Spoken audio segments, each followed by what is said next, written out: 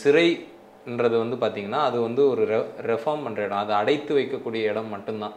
மற்றபடி அதுக்கு அந்த இடத்துல சிறையில் வந்து யாருக்கும் பனிஷ் பண்ணுற அதிகாரம் இல்லை. சிறைக்குள்ளே நடக்கிற தப்புக்கு வேணால் அவங்க பனிஷ் பண்ணலாம். அது கூட அதிகபட்சமாக போனால் அந்த பனிஷ்மெண்ட் செல், ரேஷன் கட் பண்ணுறது, நேர்காணல் ரத்து செய்வது, வழக்கறிஞர், அந்த அளவுக்கு மட்டும்தான் பண்ண முடியுமே தவிர அதை தாண்டி வந்து சிறைக்குள்ளே தாக்குவதோ இது பண்ணுறதுன்றது வந்து சட்டத்துக்கு விரோதமானது. அவன் எத்தகைய குற்றம் செஞ்சுட்டு வந்திருந்தாலும் கூட அது வந்து ஒரு அது அந்த சூப்பரண்டென்ட் முடிவு பண்ணுறது, அதுக்கப்புறம் அரசு முடிவு பண்ணுறது.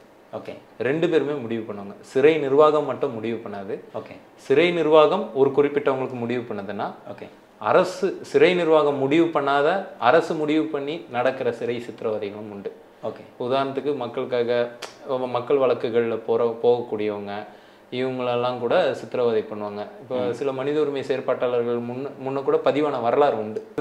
தன்னுடைய விருப்பு வெறுப்புகளை வச்சு ஒருத்தரை வந்து இப்போ கைது செய்கிறாங்க அப்படின்னா, மாவு கட்டு போட்டு அனுப்புங்க சார் அப்படின்னு இவங்களே அந்த போலீஸ்க்கு வந்து ஒரு ஏவல் கொடுக்குற மாதிரி வந்து இது வந்து நான் என்ன கேட்குறேன்னா, இந்த ஒரு சாலை விதிகளை மீறுற மாதிரி இந்திய அரசியலமைப்பு சட்டத்துக்கு உட்பட்டு தான் எல்லாம் நடக்குதா, இல்லை அது மேலேயே உங்களுக்கு நம்பிக்கை இல்லையா? இல்லை, நீங்கள் ஒர்க்கிங் கிளாஸில் இருக்கக்கூடியவங்க இந்த மாதிரி மாவு கட்டு போடுறது, ஏன்பா பண்ண தப்புக்கு தண்டனை கூடப்பா அப்படின்னு எங்கள் ஏரியாவில் இருக்கக்கூடியவங்க சொல்லுவாங்க. ஏன்னா அவங்க ஏரியாவில் வந்து எங்கள் ஏரியாவில் வந்து இந்த மாதிரி பாதிக்கப்பட்டவங்களோட எண்ணிக்கை வந்து அதிகமாக இருக்கும். ஸோ அப்போ அவனுக்கு அந்த வழி தெரியும். ஏன்னா நீங்கள் சொல்கிறது புளியந்தோப்பு. ஆமாம், இப்போ நாங்கள் கண் எதிர்க்க பார்த்துருப்போம். நாங்கள் வந்து குற்றமே செஞ்சுருக்க மாட்டாங்க. ஓகே, காவல் நிலையத்துக்கு கொண்டு போய் விசாரணைன்ற பேரில் அடிப்பாங்க, கையை காலை உடைப்பாங்க. உடைச்சிட்டு அவனுக்கு எந்த ஒரு நிவாரணம் கூட கொடுக்க மாட்டாங்க. இப்போ நானே ஒரு வகையில் ஒரு காவல் கொட்டடி சித்திரவதை அனுபவிச்சிருந்தேன் ஒரு ஒன்ஸ் இதில். ஸோ இது வந்து இது ஆளும் வர்க்கத்தோட சதின்னு நான் நினைக்கிறேன். ஆளும் வர்க்கம் வந்து மக்களை இப்படி வந்து பிளவுபடுத்தி அவங்களுக்கு தவறான செய்தி கொடுத்து அவங்கக்கிட்ட ஒரு கருத்து உருவாக்கம் பண்ணுறாங்க. இது சரிதான் சரிதான் சரிதான்னு. இப்போ ரெண்டு பேர் ஊடகத்தில் உட்காந்து இப்படிலாம் பண்ணுறோன்னா கைகளை உடைக்கினாங்கன்னு பேசுவாங்க. எப்படி கள்ளச்சாராயத்தை ஒழிச்சாங்க தமிழ்நாட்டில்? கள்ளச்சாராயத்தை எப்படி ஒழிக்க முடிஞ்சது இல்லை. அப்ப கஞ்சாவை ஒழிக்க முடியாதுன்னா எப்படி அது முடியும்? ஒருவேளை கஞ்சா இருக்கிறதுக்கு காரணமே வந்து சில பேரை கைது செய்ய போது தேவைப்படுதோ? இப்ப கஞ்சா வழக்குல சிறைப்படுத்தப்படுறவங்க எல்லாருமே கன்விக்ட் ஆயிடுறாங்களா? அப்ப அக்யூட்டல் ஆகுறதெல்லாம் என்ன கேஸ்? அப்ப அது பொய் கேஸ்ன்னு தானே அர்த்தம். ஆமா. அப்ப அந்த கஞ்சா யாருக்கிட்ட இருந்து எடுத்தீங்க? புரியுதுங்களா? ஸோ இது வந்து காவல்துறை ஒத்துழைப்பு இல்லாமல் கஞ்சா வந்து சமூகத்துல போகுதுன்றதும் சொல்ல முடியாது. ஒருத்தர் மீது குண்டர் சட்டம் போட்டா என்ன மாதிரியான தாக்கம்? ஒருத்தர் மேல குண்டர் தடுப்பு சட்டம் போட்டுட்டாங்கன்னா அவருக்கு பிணை எடுத்தாலும் அவர் சிறையிலேருந்து வெளில வர முடியாது. ஓகே, ஏன்னா குண்டர் தடுப்பு சட்டம் வந்து அந்த மாவட்ட ஆட்சியர் மூலயமா சிறைக்கு போயிடும். இவரை வந்து நீங்க வந்து ஆக்ட் 14 படி இவரை நான் தடுப்பு காவல்ல வைக்கிறேன். இவரு எந்த வழக்குல எல்லா வழக்குலையும் பிணையிட்டாலும் இந்த தடுப்பு காவல் நான் கொடுத்துருக்க தடுப்பு காவல் நீக்கப்படாத வரை இவரை சிறையில் தடுத்து வையுங்கள்ன்றது தான் அதுக்கு அர்த்தம். ஓகே, இப்போ இந்த போக்கு வந்து இது எதை நோக்கி போகுது? இப்போ சவுக்கு சங்கர் அவர்கள் வந்து இப்போ பல்வேறு வழக்குகளை போட்டிருக்காங்க வெவ்வேறு இடங்களில், கோவை, சென்னை, தேனி, திருச்சியில். அப்புறம் வந்து இது இது இது அடுத்த 7 கட்டம் எப்படி போகும்னு நீங்கள் நினைக்கிறீங்க? இது எங்கே போய் முடிய போகுது? அவர் மேலே குண்டர் சட்டம் தான் போடுறதுக்காக தான் இவ்வளோ முயற்சிகளா? ஆமாம், இது எனக்கு என்னமோ வந்து குண்டர் தடுப்பு சட்டம் கூட பாயலாம்னு தான் தோணுது. வணக்கம் திருமோகன். வணக்கம். இன்றைக்கி நம்ம ஹாட் டாபிக் பார்க்கலாம். சிறையில் நடக்கிற வன்முறைகள், சிறை காவலர்களுடைய அத்துமீறல், இதற்கு வந்து இப்போ நம்ம தமிழக முதல்வரே வந்து ஒரு காலத்தில் மிசாவில் கைது செய்யப்படும் போது அதுக்கு இந்த சிறை வன்முறைக்கெல்லாம் வந்து ஆட்பட்டவர் இல்லையா? கண்டிப்பாக. அதை பற்றி அழகாக காட்சி கூட படுத்தினார். கண்டிப்பாக, அவரோட பிறந்த தமிழகம் எங்கும் இல்லையா? ஸோ இப்போது அதோடைய நிலைமை என்ன இருக்குது? இன்றைக்கும் வந்து சிறை காவலர்களின் அத்துமீறல் நடக்குதா? அதை பற்றி என்ன நினைக்கிறீங்க? கண்டிப்பாக. ஏன்னா எனக்கெல்லாம் வந்து பார்த்திங்கன்னா சிறைக்கும் எனக்குமான தொடர்பு வந்து கடந்த ஒரு 5-6 வருடங்களாம். சிறை தொடர்புன்றது சிறையில் கைதுபட்டு அடைப்பது மட்டுமல்ல, சிறைவாசிகளோடு உரையாடுவது, சிறைவாசிகளை போய் நேர்காணல் செய்வது, இதெல்லாம் கூட சிறையோட தொடர்பு வைத்துக்கொள்வது தான். அந்த வகையில் பார்த்தா எனக்கு ஒரு கடந்த ஒரு 6-7 வருடங்களாகவே தமிழக சிறைகளோடு எனக்கு ஒரு தொடர்பு உண்டு. அந்த வகையில் பார்க்க போனால் உண்மையிலேயே சிறையில் வந்து சித்திரவதைகள்ன்றது வந்து இன்றைக்கும் நடக்க தான் செய்யுது. சிறைன்றது வந்து பார்த்திங்கன்னா அது வந்து ஒரு ரெஃபார்ம் பண்ணுற இடம், அதை அடைத்து வைக்கக்கூடிய இடம் மட்டும்தான். மற்றபடி அதுக்கு அந்த இடத்துல சிறையில் வந்து யாருக்கும் பனிஷ் பண்ணுற அதிகாரம் இல்லை. சிறைக்குள்ளே நடக்கிற தப்புக்கு வேணால் அவங்க பனிஷ் பண்ணலாம். அது கூட அதிகபட்சமாக போனால் அந்த பனிஷ்மெண்ட் செல், ரேஷன் கட் பண்ணுறது, நேர்காணல் ரத்து செய்வது, வழக்கறிஞர் அந்த அளவுக்கு மட்டும்தான் பண்ண முடியுமே தவிர அதை தாண்டி வந்து சிறைக்குள்ளே தாக்குவதோ இது பண்ணுறதோன்றது வந்து சட்டத்துக்கு விரோதமானது. அவன் எத்தகைய குற்றம் செஞ்சுட்டு வந்திருந்தாலும் கூட, எந்த குற்றம் செஞ்சுட்டு வந்திருந்தாலும் கூட அவங்களுக்கு வந்து சிறைக்குள்ளே பொறுத்த மட்டும் அவங்கள சித்திரவதை செய்கிறதுன்றது வந்து அது தவறு. ஏன்னா அவங்க செஞ்ச குற்றத்துக்காக தான் சிறைக்குள்ளேயே வராங்க. அப்படி இருக்கும்போது சிறைக்குள்ளே சித்திரவதை செய்யக்கூடாது. ஆனால் தமிழக சிறைன்னு இல்லை, இந்திய சிறைகளோட கட்டமைப்பே வந்து சிறையை வந்து ஒரு சித்திரவதை செய்யும் இடமாக தான் வச்சுட்டு இருக்காங்க. உங்களுக்கு சொல்ல போனோம்னா சிறை சித்திரவதை என்பது வந்து வெறுமனே அடிக்கிறது மட்டும் கிடையாது. ஒரு வகையில் பார்த்தா சிறை ஸ்ட்ரென்த்தை மீறி அதிகப்படியான ஸ்ட்ரென்த்து அங்கே அடைச்சி வைக்கிறது கூட ஒரு சித்திரவதை தான். ஓகே, சரிங்களா? அந்த வகையில் பார்த்தா நம்ம சென்னை புழல் சிறை வந்து அதோடைய ஸ்ட்ரென்த்தை காட்டிலும் 50 மடங்கு அதிகமான ஸ்ட்ரென்த் இருக்குது. ஓகே, அதுக்கு காரணம் வந்து அனைவரையும் கைது செய்வது. சித்தேந்தர் அன்டில் வெர்சஸ் சிபிஐ வழக்கில் உச்சநீதிமன்றம் சொன்ன விஷயம் வந்து அந்த police is vested with the colonial mind செட்டுன்னாங்க. ஓகே, நான் அது ஒரு அதிகபட்சமாக போயிட்டு காஸ்ட் மைண்ட் செட்டுன்னு கூட சொல்லுவேன். ஓகே, அப்போ 2 மைண்ட் செட்டும் இந்தியன் போலீஸ் ஃபோர்ஸ் கிட்ட இருக்கு. ஓகே, அப்போ அவங்க என்ன பண்ணுறாங்கன்னா அந்த மைண்ட் செட் வந்து அதிகப்படியான கைதுகளை நடக்க வைக்குது. முக்கிய குற்றவாளிகளை விட்டுட்டு ஏழை எளிய விளிம்பு நிலை மக்களை, அப்பாவி மக்களை பொய் வழக்குகளில் கைது. அங்கே அதிகமாக இருக்கிறவங்க வந்து சிறையில் இருக்கிறவங்க குற்றம் சாட்டப்பட்டவர்களா இல்லை குற்றவாளிகளா?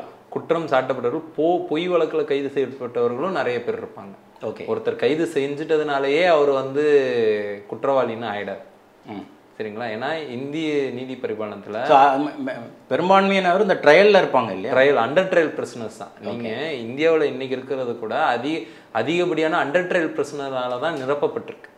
நம்ம சமூகம் பொதுவாகவே இந்த அண்டர் ட்ரையலில் இருக்கிறவங்களையே குற்றவாளிகளாக பாவிக்கிறாங்க. ஸோ இப்படி இருக்க இந்த அண்டர் ட்ரையல் பிரிசனர்ஸ்லாம் யாராக இருக்காங்க பார்த்தீங்கன்னா விளிம்பு நிலை மக்களாகவும் ஒடுக்கப்பட்ட சிறுபான்மையின மக்களாகவும் தான் இருக்கிறாங்க. இப்போ ஒரு என்ஐஏ வழக்கில் கைது செய்கிறீங்கன்னா உங்களை வந்து விசாரிக்காமலே எத்தனை வருஷம்னாலும் வச்சுட்டு இருக்கலாம். பிஎம்எல்ஏ, இடி எதுனாலும் நீங்கள் எடுத்துக்கலாம். இப்போ ஒரு குண்டர் தடுப்பு சட்டம் போட்டிங்கன்னா உங்களை 1 வருஷம் விசாரிக்காமலே உங்களை வச்சுக்கலாம். ஏன்னா அது ஒரு டிடென்ஷன் லா. அது பேரே டிடென்ஷன் லா, தடுப்பு காவல், தடுத்து வைப்பது, தொடர் குற்ற செயலில் இருக்கிறவங்கள தடுத்து வைக்கிறதுன்னு. ஓகே, தமிழ்நாட்டு பார்த்தீங்கன்னா அதில் முதல் இடத்துல இருக்கு. தடுப்பு காவல் அதிகமாக பிரயோகப்படுத்துறதுல எக்ஸைஸ், அந்த பவரை எக்ஸைஸ் பண்ணுறதுல தமிழ்நாடு தான் முதல் இடத்துல இருக்கு. ஓகே, அதனுடைய வேதனையை கூட சமீபத்தில் ஆனந்த் வெங்கடேஷ் போன்றவர்களோட தீர்ப்பில் சொன்னாங்க. ஆனால் இந்த சிறை சித்திரவதை பொறுத்த மட்டும் அது வந்து அது அந்த சூப்பரண்டன்ட் முடிவு பண்ணுறது, அதுக்கப்புறம் அரசு முடிவு பண்ணுறது. ஓகே, 2 பேருமே முடிவு பண்ணுவாங்க. சிறை நிர்வாகம் மட்டும் முடிவு பண்ணாது. ஓகே, சிறை நிர்வாகம் ஒரு குறிப்பிட்டவங்களுக்கு முடிவு பண்ணதுன்னா, ஓகே, அரசு சிறை நிர்வாகம் முடிவு பண்ணாத அரசு முடிவு பண்ணி நடக்கிற சிறை சித்திரவதைகளும் உண்டு. ஓகே, உதாரணத்துக்கு மக்கள் வழக்குகளில் போகக்கூடியவங்க இவங்களெல்லாம் கூட சித்திரவதை பண்ணுவாங்க. இப்போ சில மனித உரிமை செயற்பாட்டாளர்கள் முன்ன கூட பதிவான வரலாறு உண்டு இந்திய அளவில், தமிழ்நாட்டு அளவில். இன்னொன்று சிறையில் வந்து காயங்களை வந்து பதிவு செய்கிறதோ, அங்கேருந்து வரக்கூடிய காயங்களை பதிவு செய்கிறதோ அதெல்லாம் வந்து ஒரு முறைப்படியான சட்டப்பூர்வமாக நடப்பதில்லை. ஆமாம். ஆனால் சிறையில் ஐநாவுடைய விதிமுறைப்படியே சிறையில் அடிப்பதற்கு சிறை நிர்வாகத்திற்கு அனுமதி இல்லை. ஓகே, ஸோ இன்னைக்கும் நமது தமிழக முதல்வர் பட்ட அதே கஷ்டங்களை, அதே மாதிரியான சிறை காவலர்களுடைய அத்துமீறல்கள் வந்து இன்றைக்கும் நடக்குது. அதுக்கான நிறைய பேர் அந்த அதில் அது பட்டு தான் வர்றாங்க. ஆமாம், இருக்காங்க. அந்த நிலை இன்னும் தொடருது. மிசா காலத்திலேருந்து இன்னும் தொடருது. ஏன்னா நீங்கள் இன்னும் அட்மிஷன் அடின்னு ஒன்று இருக்குல்ல, இன்னைக்கும் சிறைக்குள்ளே போகும்போதே அடிக்கிற அந்த வழக்கம் இருக்குது. ஓகே, சிறைவாசிகளை நிர்வாணப்படுத்தி சோதனை பண்ணுற அந்த வழக்கம் இன்றைக்கும் அதெல்லாம் வந்து ஒரு ஃபியூடல் மென்டாலிட்டி தான். ஓகே, அவனை சட்டையை கட்டி அவனை குத்த வச்சு உட்கார்றது. நாங்கள் நேர்காணல் மனுவில் போக சொல்லவே அந்த மனித உரிமை மீறலை பார்ப்போம். வழக்கறிஞர் நேர்காணல்னு ஒன்று இருக்குது. அப்போ நீங்கள் தனிநபர் நேர்காணல் வந்து நீங்கள் வெளியில் தான் பண்ணுவீங்க. வழக்கறிஞர் நேர்காணல்ன்றது சிறைக்குள்ளேயே போயிட்டு சூப்பரண்டென்ட் அலுவலகத்து பக்கத்தில் இருந்து நாங்கள் சிறைவாசிகளை நேருக்கு நேர் சந்தித்து நேர்காணல் செய்வோம். ரொம்ப நெருக்கமாக சந்தித்து நேர்காணல். அப்போ அந்த சிறைக்குள்ளே போகும்போதே அந்த அட்மிஷன் இது தாண்டி தான் நாங்கள் போவோம். ஓகே. இப்போ எங்கள் கண்ணெதிர்க்கே அந்த மாதிரியான மனித உரிமை மீறல்கள் நடக்கும். ஓகே. ஸோ இதெல்லாம் வந்து விதிப்படி நடக்கிறது இல்லை. எந்த ஒரு சிறை மேனுவல்லையும் இந்த மாதிரி நிர்வாணப்படுத்தி சோதனையிட ஓகே இது பண்ணுறதோ விதிப்படி. ஆனால் இன்றைக்கும் அந்த விதி வந்து தொடர்ந்துக்கிட்டே இருக்கு. ஸோ இப்போது நீங்கள் இந்த விதிகளை பற்றி பேசுனீங்க. விதிகள் வந்து பின்பற்றுவதில்லை இல்லையா, சில விதிகளே இல்லை அதை செய்கிறதுக்குன்னு சொன்னீங்க. அதை வச்சு நான் ஒரு கேள்வி கேட்குறேன். இப்போது பொதுமக்கள் அதிகாரத்தில் இருக்கிறவங்க எல்லாருக்குமே வந்து பொதுவாகவே இந்திய அரசியலமைப்பு சட்டத்தின் மீதே நம்பிக்கை இல்லையோ? நான் ஏன் கேட்குறேன்னா, சாதாரணமாக இந்த மாதிரியான சொல்லாடல்களை நம்ம கேள்விப்பட்டிருப்போம். அவனை பிடிங்க சார், அவனை என்கவுண்டரில் போடுங்க சார் அப்படின்றவங்க.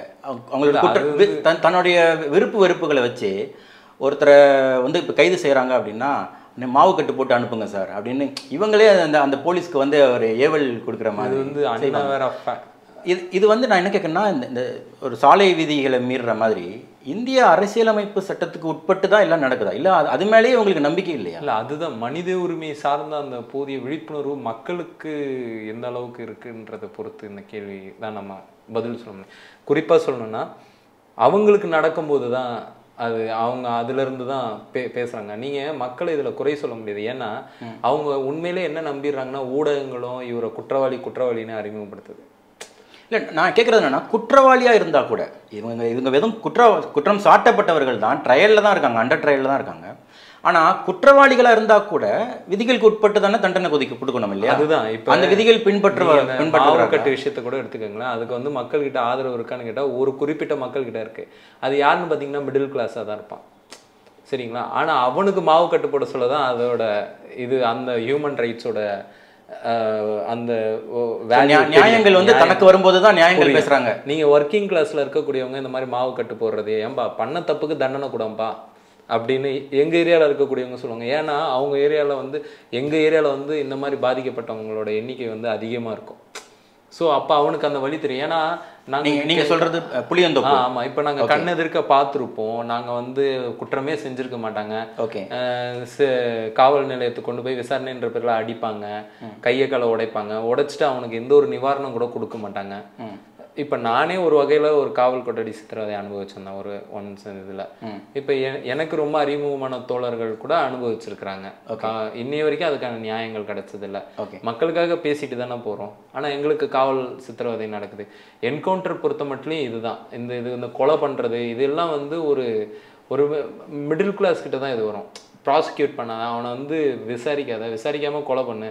ஆனால் அதுக்கப்புறம் தான் தெரியும் அவங்க வந்து இப்போ நீங்கள் ஒன்றும் இல்லை, ஆந்திராவில் வந்து ஒரு பெண்ணை வந்து பாலியல் வன்முறை செஞ்சாங்கன்னு சொல்லி என்கவுண்டர் பண்ணாங்க. ஓகே. அவங்களுக்கு பூலாம் போட்டு, போலீஸ்காரங்களுக்கு பூலாம் போட்டு மக்களுக்கு கடைசியில் அந்த வந்து போலி என்கவுண்டர்னு ப்ரூவ் ஆச்சு. ஸோ அதுக்கப்புறம் அப்போ அந்த இறந்த உயிர்களுக்கு யார் நியாயம் சொல்வது? புரியுதுங்களா? இங்கே தமிழ்நாட்டில் வந்து சந்தன செம்மரம் கடத்தப்பட்டவங்க வந்து 8 பேர் சுட்டுக் கொல்லப்பட சொல்ல இங்கே கண்டன குரல் எழுப்பிச்சு. அங்கே வந்து எங்கள் நாட்டு வளத்தை நீங்கள் வந்து இது பண்ணுறீங்க. ஸோ இது வந்து இது ஆளும் வர்க்கத்தோட சதின்னு நான் நினைக்கிறேன். ஆளும் வர்க்கம் வந்து மக்களை இப்படி வந்து பிளவுபடுத்தி அவங்களுக்கு தவறான செய்தி கொடுத்து அவங்கக்கிட்ட ஒரு கருத்து உருவாக்கம் பண்ணுறாங்க. இது சரிதான்னு. இப்போ 2 பேர் ஊடகத்தில் உட்காந்து இப்படிலாம் பண்ணுறோன்னா கைகளை உடைக்கினாங்கன்னு பேசுவாங்க. இப்போ நம்மள மாதிரி ஆட்கள் தான் மனித உரிமைனா என்ன, அவங்க ஏன் அதை பண்ணுறாங்க, ஒரு திருட்டு ஏன் ஒரு சமூகத்தில் திருட்டு ஏன் நடக்குது, ஒரு சமூகத்தில் ஒரு கஞ்சா விற்பனையை கூட எடுத்துக்கோங்க. கஞ்சா விற்பனை ஒரு தனிநபர் முடிவு பண்ணி நடக்கிறது இல்லை, ஒரு ஸ்டேட் தனிநபர் எல்லாரும் சேர்ந்து தான் நடத்துது. இது வந்து ஸ்டேட் நினைச்சதுன்னா கஞ்சா விற்பனையோ எந்த போதைப் பொருள் விற்பனையோ ஸ்டேட் நினைச்சுன்னா நொடி பொழுதில் ஒழிச்சிட முடியும். இப்போ நீதிமன்றம் கூட அதை பத்தி சொல்லியிருந்தாங்க இல்லையா? காவல்துறையினுடைய ஒத்துழைப்பு இல்லாம கஞ்சா வந்து விற்கவே முடியாது. 100% என்னால சொல்ல முடியும். நீங்க வந்து வெறுமனே இது வந்து ஒரு குறிப்பிட்ட மக்கள் மட்டும் இதை வந்து செஞ்சுக்கிட்டு இருக்காங்கன்றது வந்து சாத்தியமற்றது. ஓகே. எப்படி கலாச்சாரத்தை ஒழிச்சாங்க தமிழ்நாட்டில்? கள்ளச்சாரத்தை எப்படி ஒழிக்க முடிஞ்சது இல்லை. அப்ப கஞ்சாவை ஒழிக்க முடியாதுன்னா எப்படி அது முடியும்? கள்ளச்சாராயத்தை எப்படி ஒழிச்சாங்களோ அப்படிதான் கஞ்சாவையும் ஒழிக்க முடியும். கள்ளச்சாராயத்தை எப்படி ஒழிச்சாங்க? அதுல வர மாமூலை வாங்காம அந்த குறிப்பிட்ட மக்கள் அந்த யார் அதை செஞ்சாங்களோ அந்த நபர்கள் மீது முறையான நடவடிக்கை பாஞ்சு. ஒருவேளை கஞ்சா இருக்கிறதுக்கு காரணமே வந்து சில பேர் கைது செய்ய போது தேவைப்படுதோ?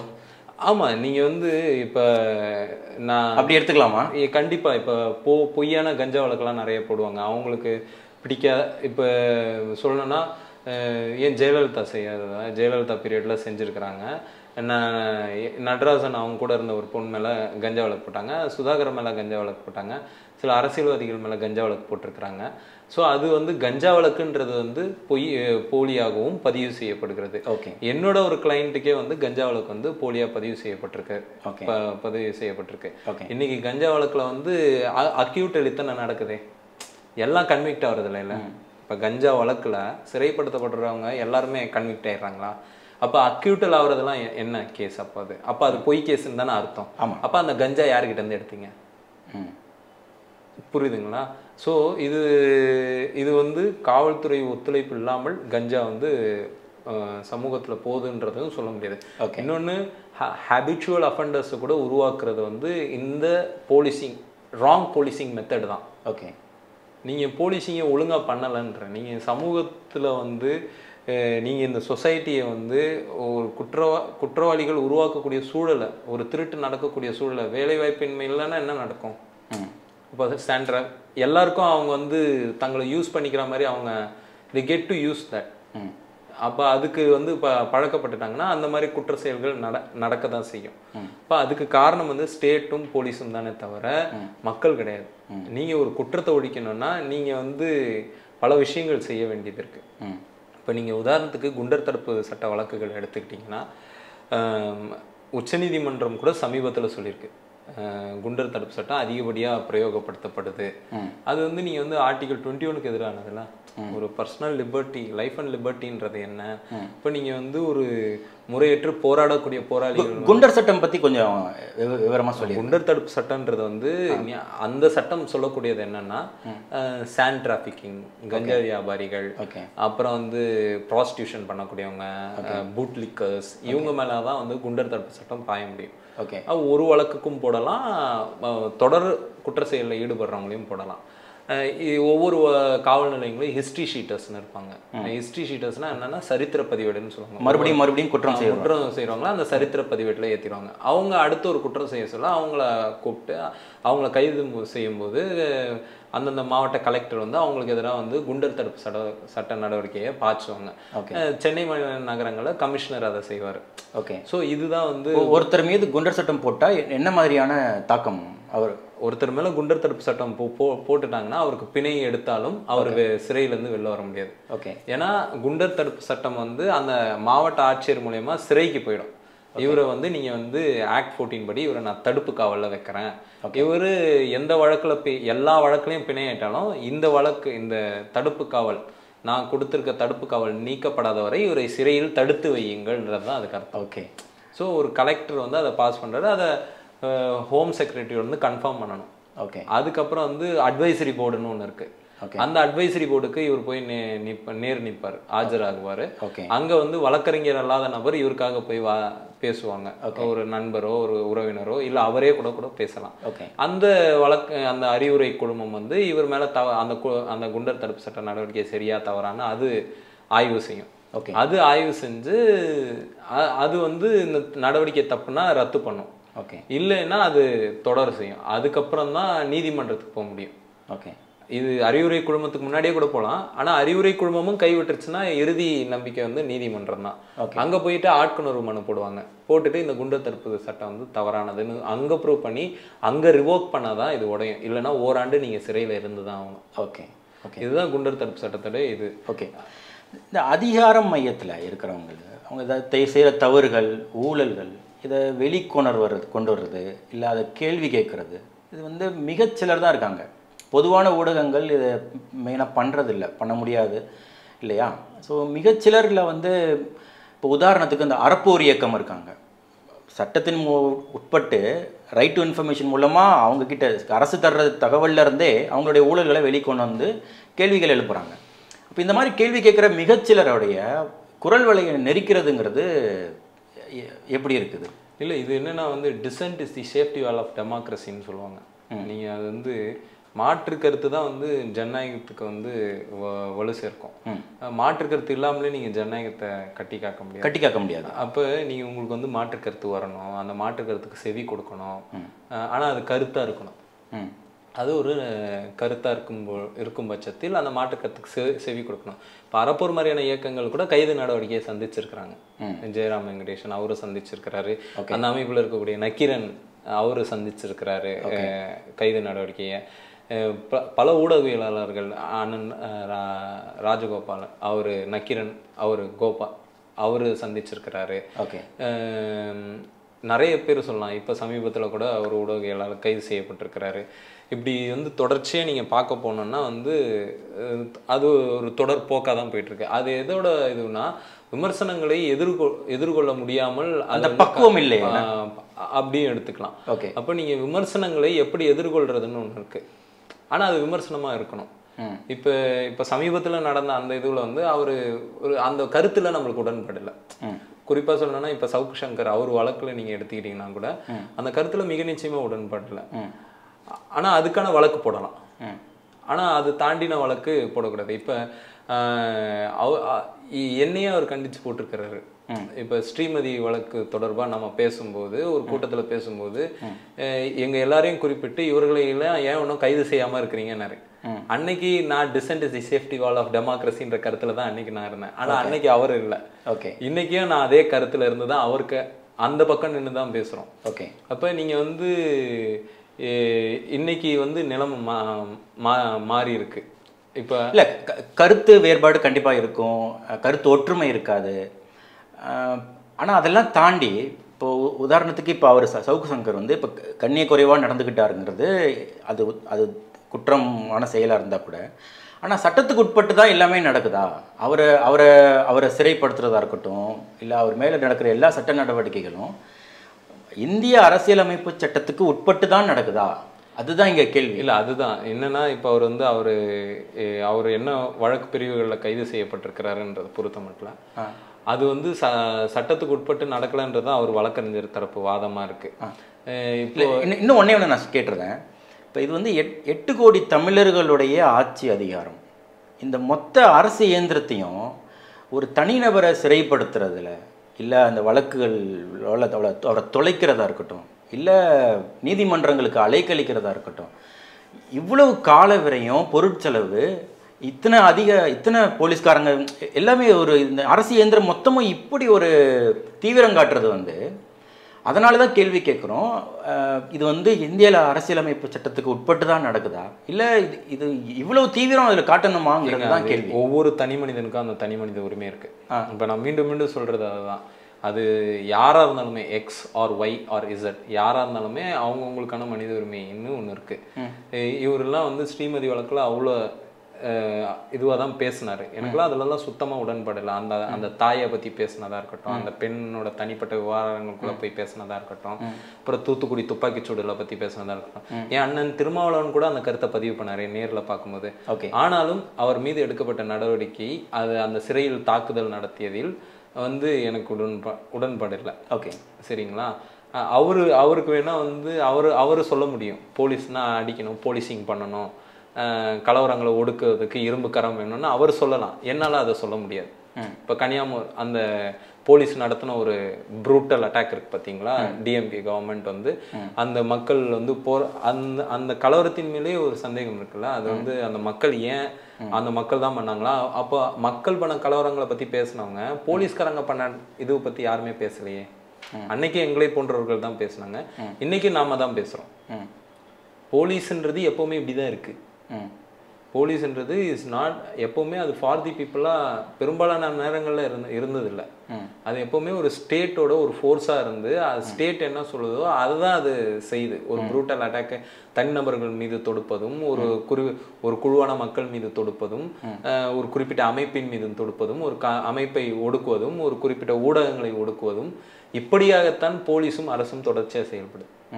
அது அப்போ இப்போ இவருக்கே இது ஒரு பாடம் நான் நினைக்கிறேன்.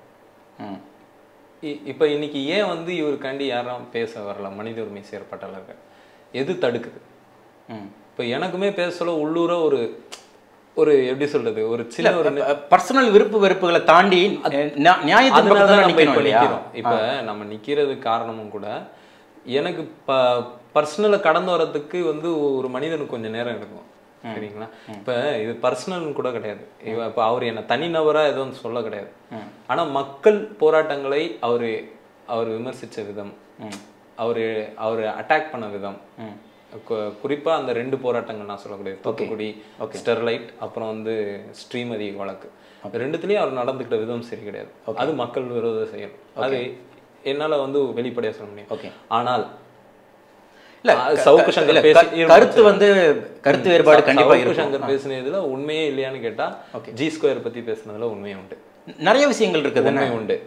PST பல்வேறு ஊழல்களை வெளியே கொண்டு வந்தாரு. G2 பத்தி பேசினதுல உண்மை உண்டு. அப்படின்னு காவலர்களுக்கு அந்த ஆர்டர்லி மெத்தட கேள்வி கேட்டாரு. அரசு வாகனங்களை பயன்படுத்தி பண்றது இதுல எல்லாம் உண்மை உண்டுதான், நான் இல்லைன்னு நான் மறுக்கல. உதாரணத்துக்கு சொல்லணும்னா ஒரு கஸ்டடி டார்ச்சர் பத்தி ஒரு குதிரை ஓட்டும் ஒரு தொழிலாளி எங்க இந்த நடுக்குப்பத்தில் இருக்கக்கூடிய விக்னேஷ்ன்ற ஒரு இளைஞன் கொல்லப்பட்ட போது அன்னைக்கு PUCL நாங்கள்லாம் வந்து ஃபேக்ட் ஃபைண்ட் பண்ணிட்டு இருந்தோம். அன்னைக்கு சங்கரும் வந்து அதை பற்றி பேசியிருந்தாப்புல. ஸோ அன்னைக்கு வந்து அவர் ஆன்டி ஸ்டேட்டாக தான் இருந்தார். சரிங்களா? ஸோ இந்த இதுலலாம் நம்ம வந்து சொல்ல கிடையாது. ஆனால் இன்னைக்கு அந்த சிறையில் தாக்கியதற்கு ஒரு நீதிமன்ற நடுவரும் ஒரு காவல் சிறை கண்காணிப்பாளர், அந்த DLA டிஸ்ட்ரிக்ட் லீகல் எய்டு, இவங்க எல்லாரும் செயல்படுறதுக்கே இவ்வளோ நேரம் ஆகுதுன்னா கொஞ்சம் அந்த சூழல் கொஞ்சம் அச்சமானதுன்ற நான் அச்சமானது. அது வந்து நாளைக்கு யாருக்கு வேணாலும் நடக்கலாம். இப்போ இந்த போக்கு வந்து இது எதை நோக்கி போகுது? இப்போ சவுக்கு சங்கர் அவர்கள் வந்து இப்போ பல்வேறு வழக்குகளை போட்டிருக்காங்க வெவ்வேறு இடங்களில், கோவை, சென்னை, தேனி, திருச்சியில். அப்புறம் வந்து இது இது இது அடுத்த 7 கட்டம் எப்படி போகும்னு நீங்கள் நினைக்கிறீங்க? இது எங்கே போய் முடிய போகுது? அவர் மேலே குண்டர் சட்டம் தான் போடுறதுக்காக தான் இவ்வளோ முயற்சிகளா? ஆமாம், இது எனக்கு என்னமோ வந்து குண்டர் தடுப்பு சட்டம் கூட பாயலாம்னு தான் தோணுது. அதனால தான் அவங்க வழக்கறிஞர்கள் வந்து உயர்நீதிமன்றத்தை நாடி குண்டர் தடுப்பு சட்டம் போடாதீங்க, ஆனால் அந்த மனுவை திருப்பி பெற்றுக்கிட்டாங்கன்ற மாதிரி நான் கேள்விப்பட்டேன். அது உண்மையா இல்லையான்னு தெரியல. இப்படி இருக்கும்போது இது ஒரு அரசோட ஸ்ட்ரக்சருங்க. இது கவர்மெண்ட் இப்படி தான் பண்ணோம். நீங்கள் கவர்மெண்ட் வந்து இப்படி தான் வந்து நீங்கள் சிறையில் இருக்க சொல்ல பிணை வாங்குவாங்க. அது எத்தனையோ தோழர்கள் மேலே நடந்திருக்கு. எனக்கு தெரிஞ்ச ஒரு எழுத்தாளர் தோழர் சாலமன் அவர் மேலே நடந்திருக்கு. சம்ஸ் அவங்க அமைப்பு தோழர் வளர்மதி அவங்க மேலே நடந்திருக்கு. சிறையில் இருக்க சொல்ல மீண்டும் மீண்டும் வழக்கு போடுவது. எடப்பாடி ஆட்சியில் நடந்தது. இவர் அம்பேத்கர் துணை சாலமனுக்கு இப்போ சமீபத்தில் ஒரு வழக்கில் நடந்தது. திருமுருகன் காந்தி மேலே நடந்திருக்கு. எத்தனையோ பேரை சொல்லிக்கிட்டே போகலாம். அப்படியே இது வந்து அரசு வந்து தொடர்ச்சியாக இது பண்ணுற ஒரு முறை. அந்த முறையை இன்னைக்கு ரூலிங் கிளாஸ்க்காக செயல்பட்டு கொண்டிருந்த சவுக்கு சங்கர் மேலேயும் பயன்படுத்தியிருக்காங்க. நான் அப்படி தான் பார்க்குறேன். ஏன் நான் இந்த வார்த்தையை நான் சொல்கிறேன்னா, அவர் டிஎம்கேவோட டிசென்ட்டில் இருக்கலாம், ஒரு மாற்று கருத்தில் இருக்கலாம். பட் அவர் ஏதோ ஒரு இடத்துல அவர் இந்த ரூலிங் கிளாஸோட போலீஸ் புரூட்டாலிட்டியை 2-3 இடங்கள் ஆதரிச்சிருக்கிறாருல்ல. நம்ம என்றைக்குமே ஆதரிச்சது கிடையாது. ஆனால் அவருக்கும் இதுதான் நிலைமையாக இருக்குது. அப்போ இந்த ஸ்டேட்டோட புரூட்டாலிட்டியை நான் மக்கள் பார்வை கேட்டுறேன். சரி, அப்போ ஸ்டேட்டுன்றது வந்து நீ எனக்காக எப்பயாச்சும் பேசியிருந்தாலும் கூட நான் இப்படி தான் கையாளுவேன். அன்னைக்கு வந்து சேலம் கள்ளக்குறிச்சி கன்னியாகுமரி வழக்கில் போலீசிங் ஒழுங்காக பண்ணலன்றது தானே அவரோட ஆர்கியூமெண்ட்டாக இருந்தது. ஆனால் அவருக்கு வந்து இன்னைக்கு நிலைமை என்ன? பயனுள்ள தகவல்கள் கொடுத்ததுக்கு ரொம்ப நன்றி திரு மோகன். நன்றி.